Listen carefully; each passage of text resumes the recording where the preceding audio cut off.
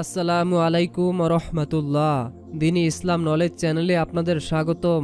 আজ আমি আপনাদের সঙ্গে আলোচনা করব যে দোয়াটি মাত্র 3 বার পড়লে আপনার জীবনের 90-100 বছরের গুনাহ মাফ হয়ে যাবে। সারা জীবনে আপনি যত গুনাহ করেছেন সমস্ত গুনাহ আপনার মাফ হয়ে যাবে এবং কোন আমল করলে সারা রাত তাহাজ্জুদ পড়ার সওয়াব পেয়ে যাবেন এবং কোন দোয়াটি পড়লে আপনাদের জন্য ফেরেশতারা দোয়া করবে, আল্লাহ তাআলার রহমত আপনি পাবেন। সেই দোয়াটি এবং আমলটি আজকের ভিডিওতে আপনাদেরকে জানানোর চেষ্টা করব ইনশাআল্লাহ। তাই জীবনে একবার হলেও এই আমলটি করে আপনি আপনার জীবনের সমস্ত গুনাহগুলো মাফ করিয়ে নিন এবং আপনি আল্লাহ তাআলার রহমতে সিক্ত হয়ে যান। এবং আপনি কি চান না যে আল্লাহ তাআলার ফেরেশতা আপনার জন্য দোয়া করবে? তাহলে অবশ্যই আমলটি আপনি করবেন। অনুরোধ করছি, আমরা এই প্রথমবার নারীদের ছবি ছাড়া কিংবা হারাম কোনো ছবি ছাড়া ইউটিউবে ভিডিও দিয়ে থাকছি। এই ভিডিওগুলি যদি আপনি আপনার ফোনে পেতে চান, এজন্য অবশ্যই দ্বীনি ইসলাম নলেজ চ্যানেলটিকে সাবস্ক্রাইব করে রাখুন। তো চলুন শুরু করি। আপনি হয়তো আমাকে বলতে পারেন, আমি তওবা করতে চাই কিন্তু আমার গুনাহের পরিমাণ অনেক বেশি। যত রকম গুনাহ আছে আমি তা সবই করেছি, পাপ কামাই করেছি, অবস্থা এমন পর্যায়ে পৌঁছেছে যে বিগত এত বছর সব ধরনের পাপ আমি করেছি। এই পাপকে আল্লাহ পাক রব্বুল আলামিন ক্ষমা করবেন। প্রিয় দিনী ভাই এবং বোনেরা, আমি আপনাদের অনুরোধ করব, যদি আপনারা এই দোয়াটি এবং এই আমলটি করেন এবং যেই নিয়মে দোয়াটি এবং আমলটি করতে বলবো, তাহলে আপনার জীবনে কোনো গুনাহই থাকবে না। অর্থাৎ যদি আপনি এই দোয়াটি এবং আমলটি করতে পারেন এবং আল্লাহর উপর বিশ্বাস ও ভক্তি শ্রদ্ধা নিয়ে আমলটি করেন, তাহলে ইনশাআল্লাহ আপনার গুনাহগুলো আল্লাহ নিমিষেই মাফ করে দিবে।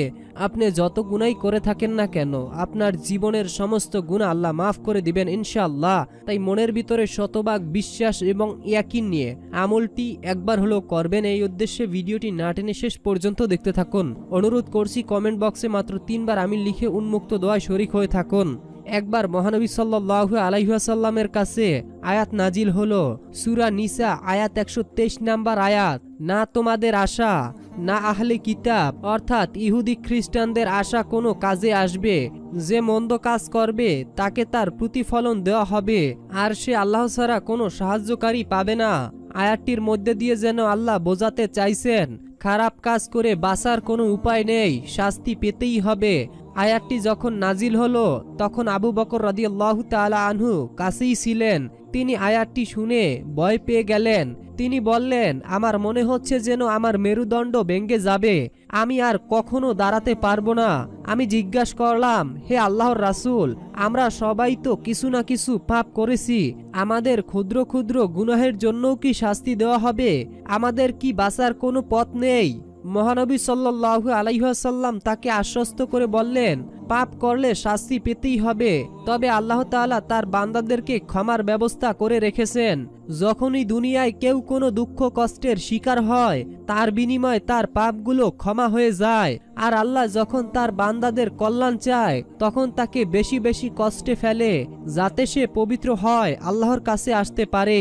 এটাও আল্লাহ তাআলার পক্ষ থেকে বড় নিয়ামত। এই হাদিস থেকে ইসলামের গুরুত্বপূর্ণ একটি বিষয় জানা যায়, দুনিয়ায় অনেক মানুষ সামান্য কষ্টের শিকার হলেই ভেঙে পড়ে, সামান্য কিছু হলেই সে হতাশ হয়ে যায়, অনেকেই আত্মহত্যার পথ বেছে নেয়।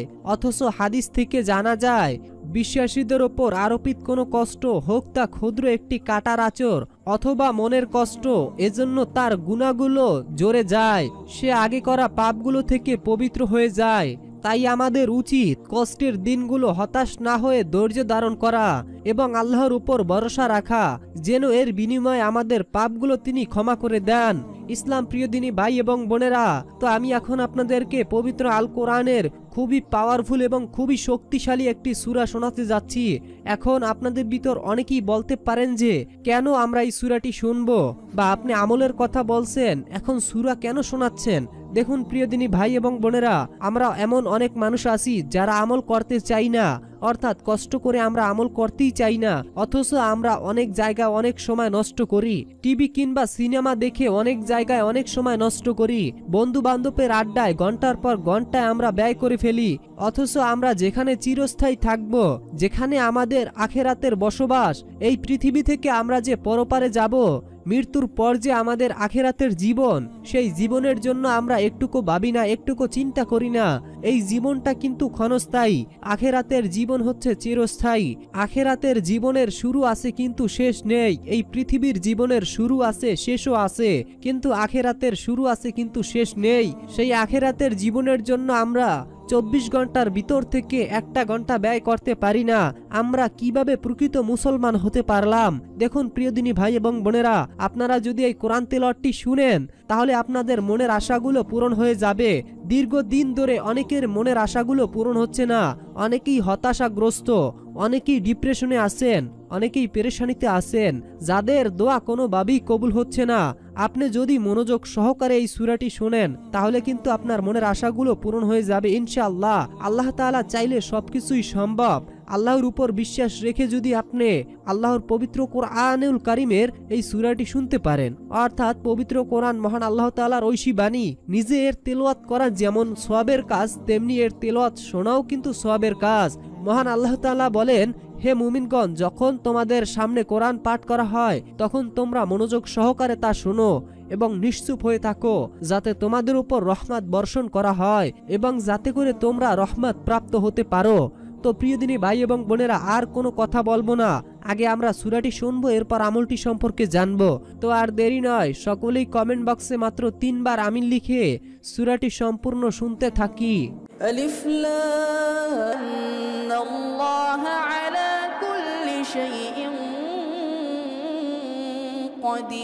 قدير وإذ قال إبراهيم رب أرني كيف تحيي الموتى قال أولم تؤمن قال بلى ولكن ليطمئن قلبي قال فخذ 4 من الطير فاصرهن إليك ثم اجعل على كل جبل منهن جزءا ثم ادعهن يأتينك سعيا واعلم أن الله عزيز حكيم مثل الذين ينفقون أموالهم في سبيل الله كمثل حبة أنبتت 7 سنابل في كل سنبلة 100 حبة والله يضاعف لمن يشاء والله واسع عليم الذين ينفقون أموالهم في سبيل الله ثم لا يتبعون ما أنفقوا منا ولا أذى لهم أجرهم عند ربهم ولا خوف عليهم ولا هم يحزنون قول معروف ومغفرة خير من صدقة يتبعها أذى والله غني حليم يا أيها الذين آمنوا لا تبطلوا صدقاتكم بالمن والأذى كالذي ينفق ماله رئاء الناس ولا يؤمن بالله واليوم الآخر فمثله كمثل صفوان عليه تراب فأصابه وابل فتركه صلدا لا يقدرون على شيء مما كسبوا والله لا يهدي القوم الكافرين ومثل الذين ينفقون أموالهم ابتغاء مرضات الله وتثبيتا من أنفسهم كمثل جنة بربوة أصابها وابل فآتت أكلها ضعفين فإن لم يصبها وابل فطل والله بما تعملون بصير أيود أحدكم أن تكون له جنة من نخيل وأعناب تجري من تحتها الأنهار ইসলাম প্রিয় দিনী ভাই এবং বোনেরা, আমি আশা করি আপনারা সকলেই মনোযোগ সহকারে সূরাটি শুনেছেন। যারা সূরাটি শুনেছেন আপনাদেরকে আল্লাহ তাআলার পক্ষ থেকে জানাচ্ছি সুসংবাদ, কেননা আপনারা এই সূরাটি শোনার উসিলায় আপনাদের রিজিক বৃদ্ধি পাবে। আপনাদের মনের আশা আল্লাহ চাইলে মুহূর্তেই পূরণ করে দিবেন। আসুন এখন আমরা এই আমলটি সম্পর্কে জানি। রাসূলুল্লাহ সাল্লাল্লাহু আলাইহি ওয়াসাল্লাম বলেছেন, ওই মহাসত্তার কসম যার হাতে আমার জীবন, তোমরা যদি পাপাচার না করতে আল্লাহ তাআলা তোমাদেরকে ধ্বংস করে এমন এক জাতিকে আনয়ন করতেন যারা পাপ করবে এবং দয়াময় আল্লাহর কাছে ক্ষমা চাইতেন এবং তাদেরকে আল্লাহ ক্ষমা করে দিতেন। সুবহানাল্লাহ, সুবহানাল্লাহ। তো গুনাহ মাফের শ্রেষ্ঠ দোয়াটি হচ্ছে, রব্বানা ইন্নানা আমান্না ফাগফির লানা যুনুবানা ওয়াকিনা আযাবান্নার। রব্বানা ইন্নানা আমান্না ফাগফির লানা যুনুবানা ওয়াকিনা আযাবান্নার। অর্থ, হে আমাদের রব, নিশ্চয়ই আমরা ঈমান এনেছি, অতএব আমাদের গুনাহসমূহ ক্ষমা করুন এবং আমাদেরকে জাহান্নামের আযাব থেকে রক্ষা করুন। সুবহানাল্লাহ, সুবহানাল্লাহ। তো এই দোয়াটি আপনারা কিভাবে পড়বেন? প্রথম কথা হচ্ছে, আপনারা যখন এই দোয়াটি বা আমলটি করবেন, যে কোনো নামাজের পর আপনারা চাইলে এই দোয়াটি এবং এই আমলটি করবেন।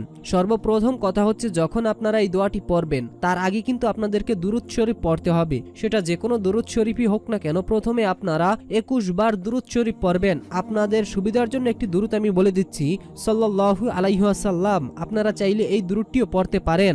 যখন আপনাদের 21 বার দুরূদ শরীফ পড়া হয়ে যাবে, এরপরে আপনারা এই দোয়াটি পড়বেন, রব্বানা ইন্নানা আমান্না ফাগফির লানা যুনুবানা ওয়াকিনা আযাবান্নার।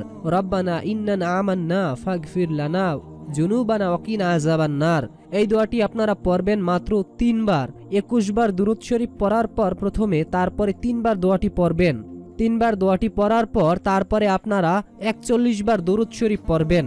দরুদ শরীফ 41 বার পড়ার পর তারপরে আপনারা সুবহানাল্লাহ, সুবহানাল্লাহ, আলহামদুলিল্লাহ, আলহামদুলিল্লাহ, লা ইলাহা ইল্লাল্লাহ, লা ইলাহা ইল্লাল্লাহ এই জিকিরটা 99 বার পড়বেন। অর্থাৎ আপনারা চাইলে এটাও পড়তে পারেন, লা ইলাহা ইল্লাল্লাহ, লা ইলাহা ইল্লাল্লাহ, ইল্লাল্লাহ, ইল্লাল্লাহ, ইল্লাল্লাহ, আল্লাহ, আল্লাহ, আল্লাহ। এভাবে আপনারা পড়তে পারেন। আমি আশা করি আপনাদেরকে বুঝাতে পেরেছি। আপনারা লা ইলাহা ইল্লাল্লাহ পড়বেন 33 বার, ইল্লাল্লাহ পড়বেন মাত্র 33 বার, আল্লাহ পড়বেন মাত্র 99 বার। এভাবে আপনারা এই জিকিরটি করে মোনাজাত করবেন। ইনশাআল্লাহ আমি আশা করি আপনাদের সকল গুণ আল্লাহ মাফ করে দেবেন, মনের আশা পূরণ হবে ইনশাআল্লাহ। মনের ভিতরে শতভাগ বিশ্বাস এবং ইয়াকিন নিয়ে জীবনে একবার হলেও আমলটি করবেন ইনশাআল্লাহ। আল্লাহ পাক রব্বুল আলামিন আপনাদের মনের আশাগুলো পূরণ করে দিবেন। তো এই ছিল আমাদের আজকের ভিডিওটি যদি আপনাদের কাছে ভালো লেগে থাকে তাহলে অবশ্যই ভিডিওটিতে একটি লাইক দিয়ে ও দ্বীন ইসলাম নলেজ চ্যানেলটিকে সাবস্ক্রাইব করে রাখুন। এখনকার মতো বিদায় নিচ্ছি, দেখা হবে পরবর্তী ভিডিওতে। আসসালামু আলাইকুম রহমতুল্লাহ।